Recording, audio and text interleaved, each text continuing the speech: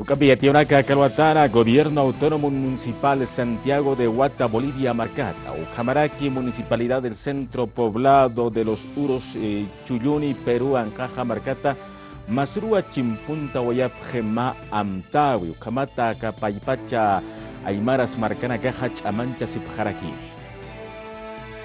Bolivia, Perú, Aymara, Marcanacasti, Yanaptasillo, Palito Queta, Amtawaya Pjaraki. Municipio Santiago de Huata, provincia Omasuyos, Bolivia, Ucamaraqui, centro poblado, Uros Chuyuni, provincia Puno, Perú, Maracanaca, Sochtapataca, Tunca, Yatuncani, Relacionamiento Internacional de las Entidades Territoriales Autónomas, Camachincar, Jamawa, Maamtawi, Chimpuntaoya, Pjaraki, Panitoqueta, Chamancha, Señataki, Nairaru, Giltañataki, Yamakisa, Titica, Cacota, Año, Ñan, Hachiriro, Saicatañataki, Sasawa, alcalde Santiago de Huata, aquí. Hoy se inicia la primera firma del convenio con la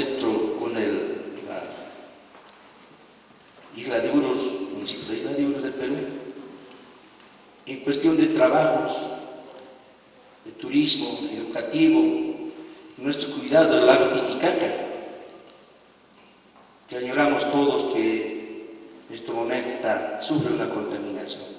Ucamaraqui Rita Suaña, alcaldesa Uros Chuyuni Marcatja, Panitoqueta Irnactaña, Uros Chuyuni, Uruchipaya Margampisa, Taikalajranacapsa Hacharu Lacaichaña, Sawayaraquiwa. Turismo vivencial, Ucamaraquipi, revitalización de la lengua uro, hermanos Anacaka Togen Utaraki, Uruchipaya, Iruite, entonces, Caltañanma, municipio, Pijaucataraki, Katam Chamancha Siñan.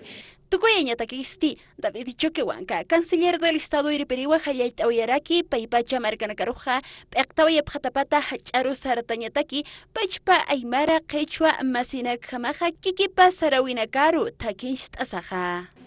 Acá, hermanamiento de municipios del Perú y Bolivia. Cusisiñawa, Jiwas familia Taki.